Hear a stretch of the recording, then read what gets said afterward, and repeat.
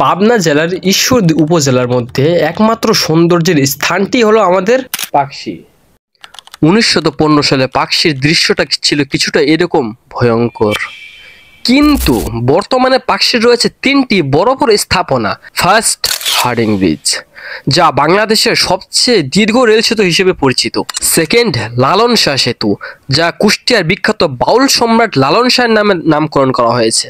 Third, Rooppur পারমাণবিক বিদ্যুৎ কেন্দ্র, যেটি চালু হলে বাংলাদেশে আনাচে কানাচে বিদ্যুৎ সরবরাহ সম্ভব হবে। তো পাকশী নিয়ে বিস্তারিত থাকছে আজকের ভিডিওতে।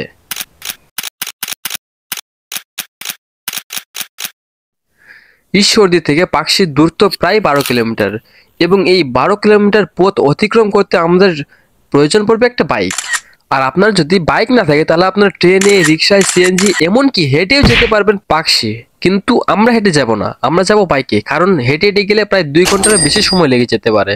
এরপর দেখতে পাচ্ছেন আমাদের পোস্ট অফিস থেকে আমরা সোজা এসে গেলাম স্টেডিয়ামের দিকে। দুনিয়ার সব স্টেডিয়ামে খেলাধুলা হলেও আমাদের স্টেডিয়ামে খেলাধুলা হয় না। এখানে সব ইট বালি রেখে নিজেদের কাজের জন্য ভোগ করে জায়গাটি। আর এত সুন্দর স্টেডিয়াম দেখে আপনার মন খারাপ করে চলে আসতে হবে বাঘলের দিকে। তারপর আপনার সোজা যেতে পারেন, আবার বাঘলের এই টানেলের ভিতরে ঢুকতে পারেন।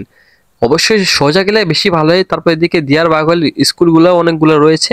তারপর আরেকটা টানেল রয়েছে, শুধু এদিকে টানেল আর টানেল পাবেন। 3-4টার মতো টানেল পার করার পর আমরা এসে পড়লাম পাকশী সেই স্টেশনের দিকে। স্টেশনটা দেখতে খুব পুরাতন এবং জমজমাট অবস্থা একবারেই নেই, একদম নিরিবিলি পরিবেশ সেখানে। তারপর আপনাকে পাকশী স্টেশনের উপরে 2-একটা ছবি টবি শুট করার পর আসতে হবে নিচে, কারণ এরকম একটা ভিউ পাইতে হলে আপনাকে অবশ্যই হার্ডিং ব্রিজের নিচে আসাই লাগবে। কারণ এখানকার যে সৌন্দর্য এবং কত মানুষের আনাগোনা এবং এরকম একটা দৃশ্য দেখলেই চোখ জুড়ে যাবে। তারপর দেখতে পারবেন ডোরেমনের চোখে এত সুন্দর একটা দৃশ্য, আমাদের পাকশী হার্ডিং ব্রিজ। আর আপনি যদি সেখানে বেশি সময় কাটান তাহলে আপনি দেখতে পারবেন হার্ডিং ব্রিজের বুকের ভিতর থেকে চিরে যায় মনে হয় একটা ট্রেন।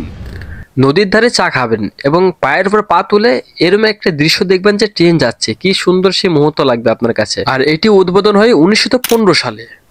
তারপর দেখতে পারবেন লালন শাহ সেতু, এটি নামকরণ করা হয়েছিল বিখ্যাত বাউল সম্রাট লালন শাহের নামে। এটি আমার জন্ম অর্থাৎ 2004 সালে উদ্বোধন করা হয়। এই দুইটি ব্রিজ কুষ্টিয়ার ভেড়ামেরা উপজেলা এবং পাবনার ঈশ্বরদী উপজেলাকে সংযুক্ত করে।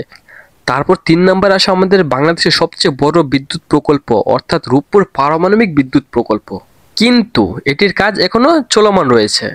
আর আপনি যদি কোনো বাইরের শহর থেকে এই সৌন্দর্যটা দেখতে আসেন তাহলে আপনি মন খুশি করে এখান থেকে যেতে পারবেন ইনশাআল্লাহ, কারণ এখানকার সৌন্দর্য আছেই এতটা মনোমুগ্ধকর। তো এই ছিল পাকশী নিয়ে আজকের ভিডিওটিতে যদি কোনো ভুল থাকে তাহলে অবশ্যই কমেন্টে জানিয়ে দিবেন। ধন্যবাদ, আল্লাহ হাফেজ।